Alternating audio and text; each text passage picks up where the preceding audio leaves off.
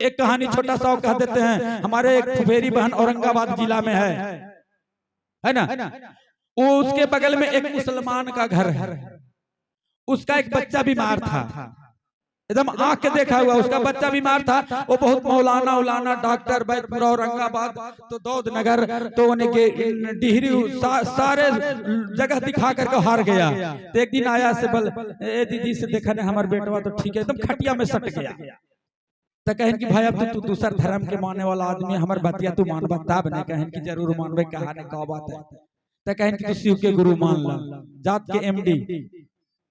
कहन कि हमारे बतिया तू मान ला नहीं। तो कहन कि मानबो का है से बतावा। तो शिव के गुरु मान तो कौन चीज शिव के गुरु। तो 3 सूत्र के पालन करा। और आज तू अपन बचवा के लेके चला, तो आज सोमवार है से चर्चा हो था बगल में तहीं पर लेकर के चला।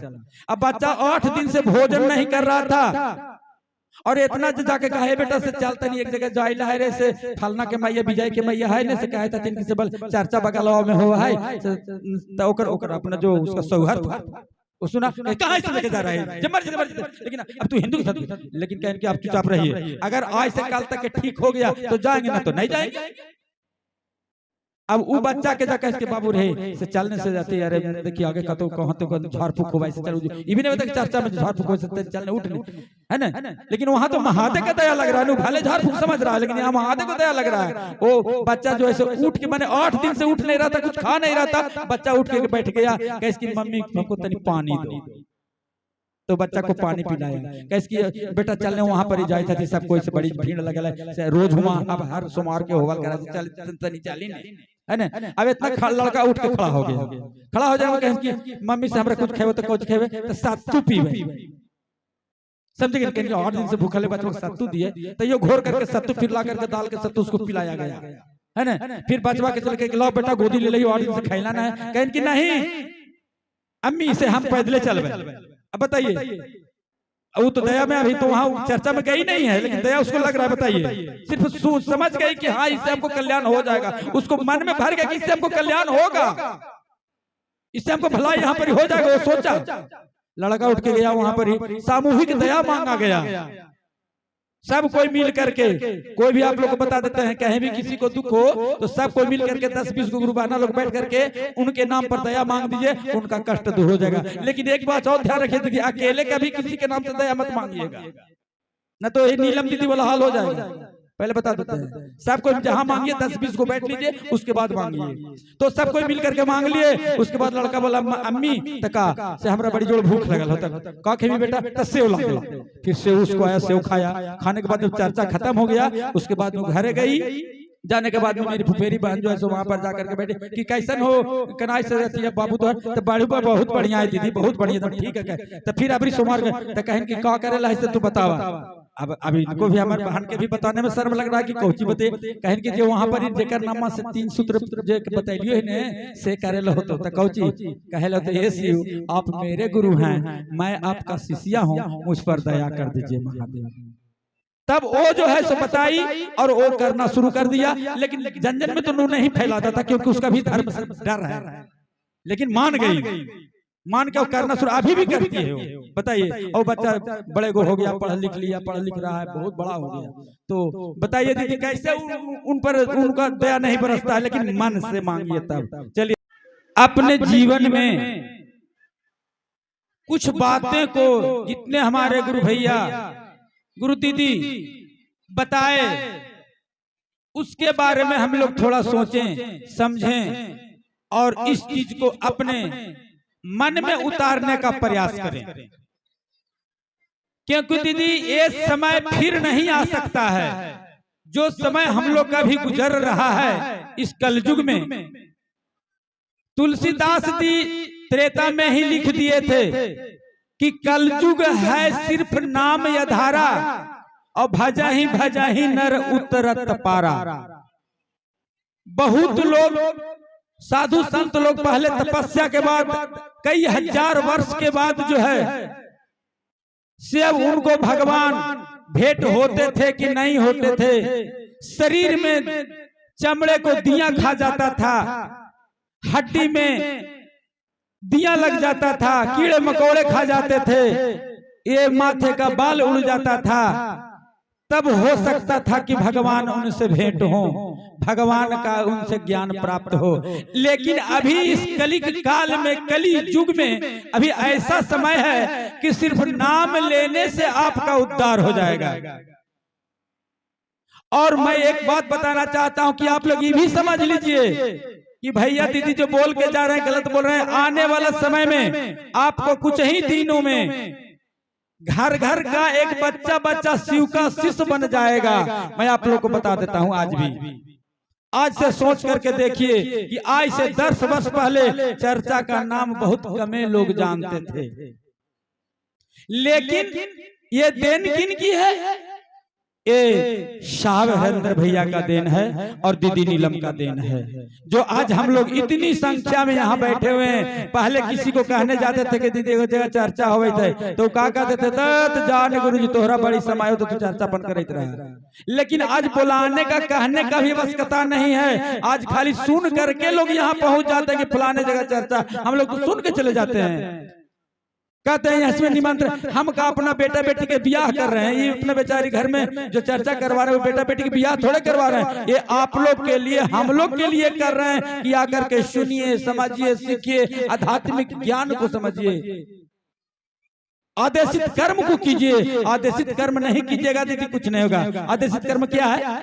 मास्टर साहब आदेश दिए कि बच्चा लोग समय से विद्यालय आना है। देखिए आदेशित कर्म क्या है? हमारे संकेत साहब या और सब जो सर भागवत सर जो पढ़ाते हैं स्कूल में, वो बच्चे लोग 9 बजे पहुंच जाना है, लेकिन बच्चा लोग कै बजे जाएगा? 11 बजे, 12 बजे। तो सीखेगा?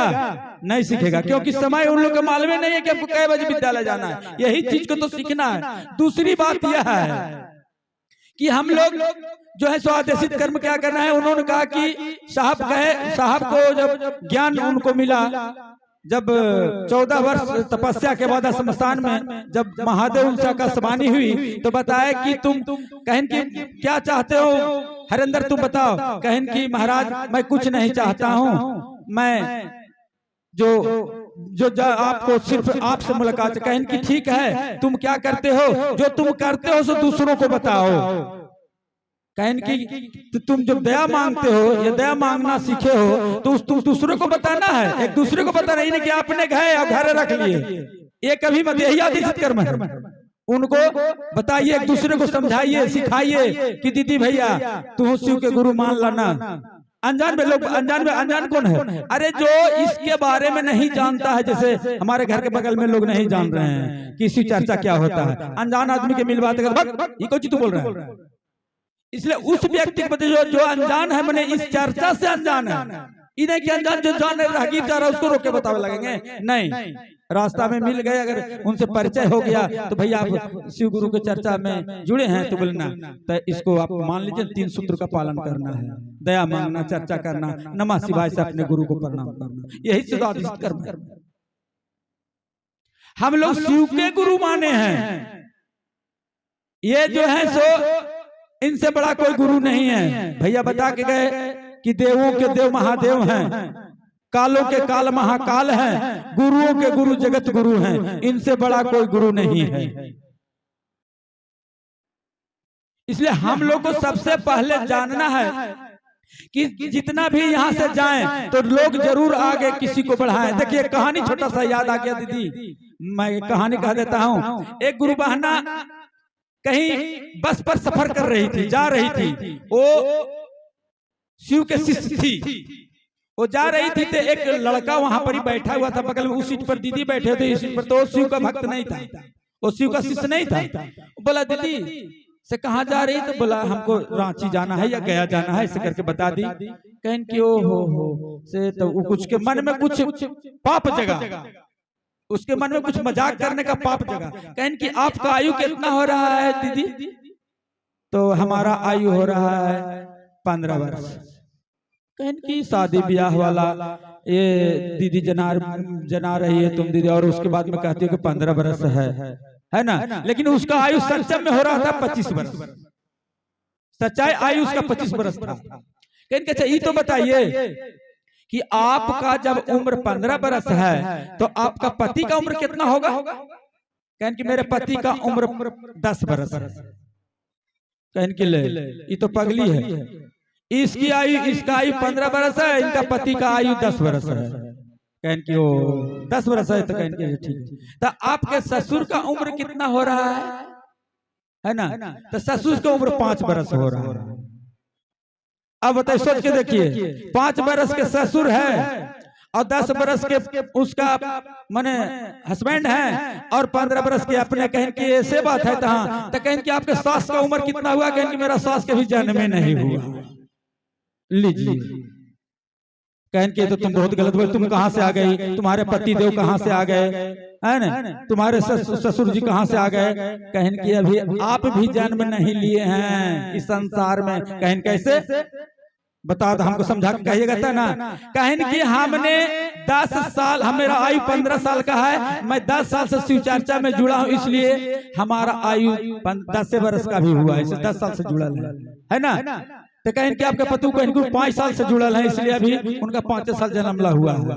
और हमारे ससुर के माने 5 बरस हुआ है और उनका 10 बरस हुआ, हमको 15 बरस हुआ है। और उसके बाद में हमारा सास के भी जन्म कहे लगी, जाके कहते हैं ए माँ से चला ना शिव चर्चा हो फला जगह जुड़ जाना। तोरे फालतू समय बड़ी तू आके खां है और जहाँ शिव चर्चा करे। कहन कि अभी उनका जन्म नहीं हुआ है। कहने का मतलब यह हुआ कि जब तक के सबको आप अगर चर्चा में नहीं जोड़ देते हैं तो समझ लीजिए कि उनका इस संसार में जन्म नहीं हुआ है, जान लीजिए। इसलिए सभी को बताइए, लोगों को समझाइए, लोगों को कहिए शिव को गुरु माने हैं, किसी दूसरे को नहीं गुरु माने हैं। ये हमारे सनातन, हमारे बाप दादा भी जानते थे कि शंकर भगवान होते हैं। हम अभी भी अपने पिताजी से पूछते हैं कि शिव को गुरु जानते थे बाबूजी आप? कहते नहीं बेटा हम नहीं जानते थे, लेकिन भगवान के नाम से तो जानते हैं। शंकर का मतलब होता है संहार करना और शिव का मतलब होता है कल्याण करना। हम लोग कल्याणकारी को गुरु बनाए हैं। शंकर भगवान के तो हम लोग जानवे करते थे कि शंकर भगवान है, वो सबको संहार करते हैं, नाश सभी को करते हैं। जो यहाँ पर धरती पर आता है पाप करने के लिए, उसको नाश कर देते हैं। तो हम लोग शिव को गुरु माने हैं।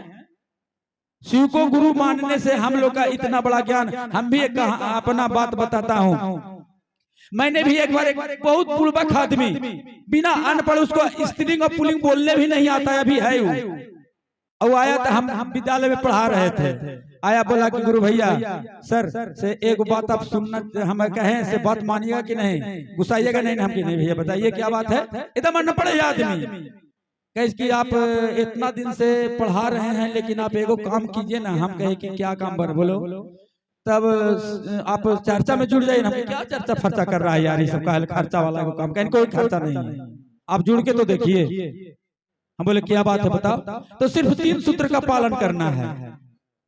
हम बखट्टी में पढ़ाते थे, 30 बरस वहां पढ़ाए हम।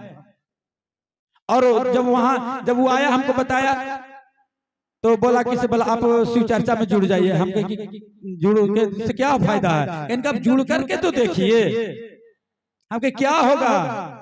तो कुछ नहीं, आते उसके पास इतना ज्ञान रहता है ना, पूरा बतावे उस आपके मैंने खाली कहा अगर कि आप भी शिव चर्चा में जुड़ जाइए। अब लोगों को बताने का उसके पास क्षमता बेचारा के पास रहेगा तबे ना। हम कहीं कौन सी करना होगा तो कुछ नहीं भैया से देखिए ना, से दया मांगना है कि ए शिव आप मेरे गुरु हैं, मैं आपका शिशु, मुझ पर दया कर दीजिए। दूसरा में चर्चा जहाँ जाइए बैठिए उठिए तहाँ बताइए। हम कहे ठीक है, 2 बात तो समझ गए। और तीसरा बात तो नमः शिवाय से गुरु को, अब उसको ये भी नहीं बताने आ रहा था बेचारे को कि नमः शिवाय कैसे करना है, क्योंकि जानकारी बहुत कम थी, है ना। उसको ये भी नहीं कहना कि नमः शिवाय कैसे किया जाता है। मैं एक बार अपने घर में बैठ करके अपने मन को मनन कर रहा था। मैं सोच रहा था कि आखिर 3 चीज है क्या। सोचते सोचते सोचते सोचते कुछ मन में आया कि सही बात है, 3 सूत्र का पालन करना बहुत जरूरी है। यही 3 गो चीज है, 3 गो टैबलेट है और 3 टाइम खाना है, शाम सवेरे दोपहर।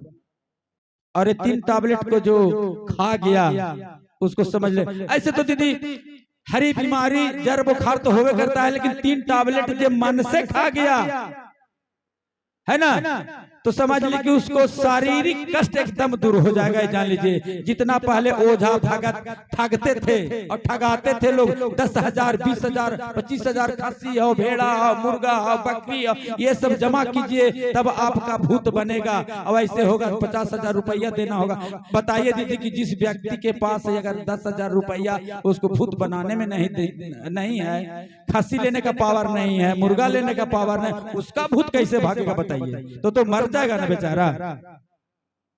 यही सोच करके उन्होंने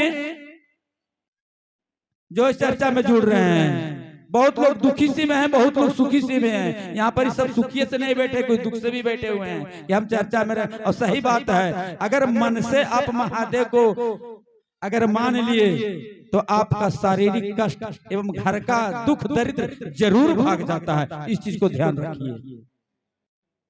तो चलिए उसके बाद मैं अपने मन में मनन किया कि 3 सूत्र बहुत सही चीज है, लेकिन इसको करना कैसे है? तो हम एक दो जगह जाने लगे, कहीं कहीं तो जाते भी थे तो हमको टाइम स्कूल से नहीं मिलता था दीदी। संडे के संडे कहीं कहीं होता था तो जाते थे। तो वही सब जो कम जानने वाले लोग हैं उन लोग बताते थे। तो एक बार एक और गुरु भैया से कहीं हम यात्रा गए तो उनसे भेंट हुआ। तो उनसे हम पूछे कि भैया से देखिए 3 सूत्र का पालन करना, लेकिन कैसे करना इसका कुछ हम लोग को बता दीजिए।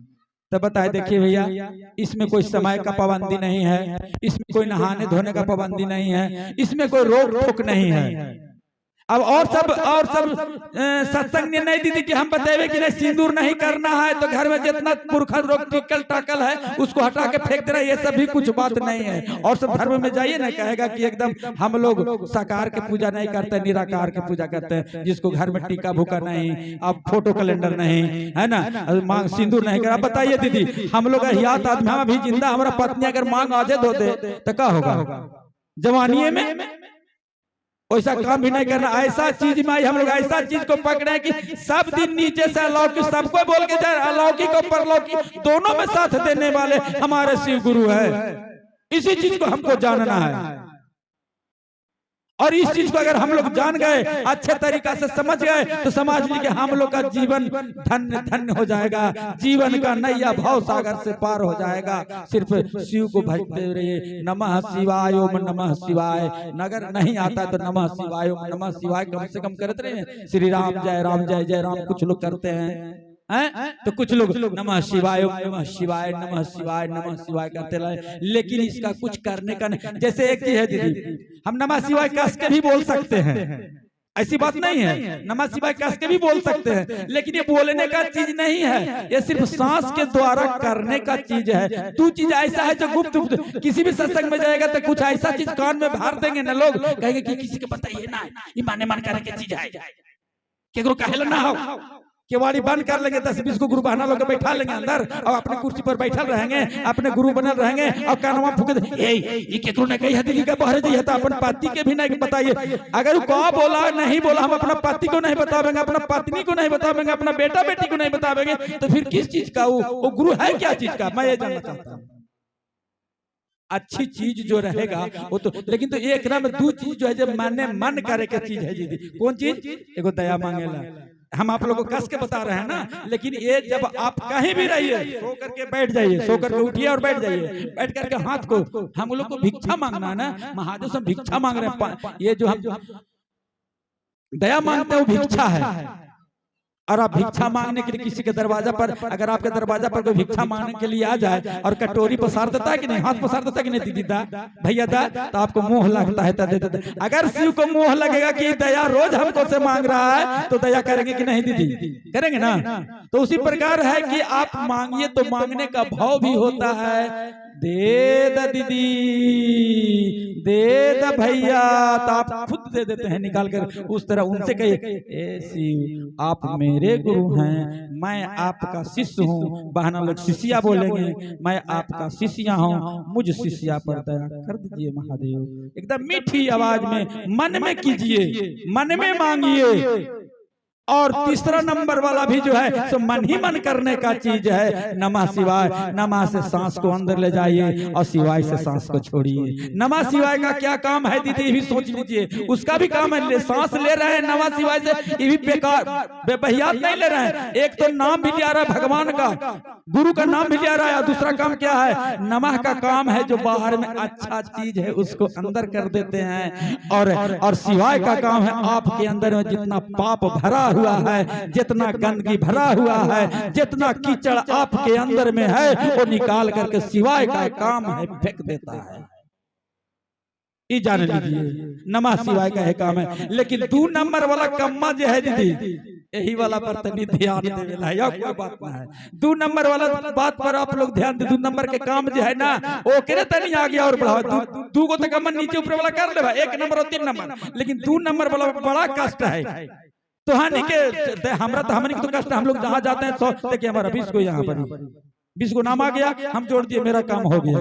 आए 20 को काम यहाँ कर देंगे, 20 को नाम घोषणा कर देंगे, मेरा काम हो गया।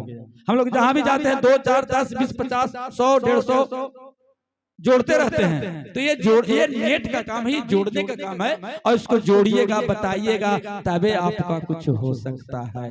आप लोग सुने होंगे कि आज से कम 20 बरस पहले क्या होता था। हरेंद्र भैया जब अकेले थे तो उन्होंने सोचा कि हम सबके जाके जन जन के कैसे बतावे भाई, कैसे लोगों को समझावे कि शिव हमारे गुरु हैं। तो उन्होंने एक पेपर छपवा लिया, उसी को फोटोकॉपी करवा करके 1000 2000 ले जा करके इस चौराहे पर, उस चौराहे पर, उस चौराहे पर, उस चौराहे पर फेंक दिए कि आप अगर इसको 1000 छपा के आप अगर आगे बढ़ा दीजिएगा तो आपका बेटा की नौकरी लग जाएगा, किला बन जाएगा। कुछ तो प्रलोभन देना पड़ेगा किसी को पहले जोड़ने के लिए। बच्चा लोग को देखिए पढ़ने के लिए क्या साहब, यहाँ जो हमारे साहब मास्टर साहब क्या किए हैं, खिचड़ी बनवाते हैं। बच्चा लोग के समय से खिचड़ी तो खाई लगी, किताब दो, कॉपी दो, ताकि बच्चा पढ़े आवे।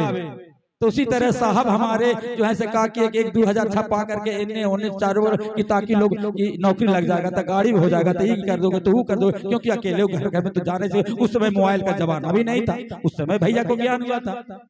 अब इसको लोग पढ़ा तो फैलते फैलते फैलते फैलते हम पढ़े वो भी 1000 छपाए, 500 छपाए, 100 को छपाए, जिसको यथाशक्ति तथा भक्ति करते करते ये बढ़ गया। आज देखिए देश नहीं विदेश में हिंदू मुस्लिम सिख ईसाई सभी जो है से शिव के शिष्य हैं।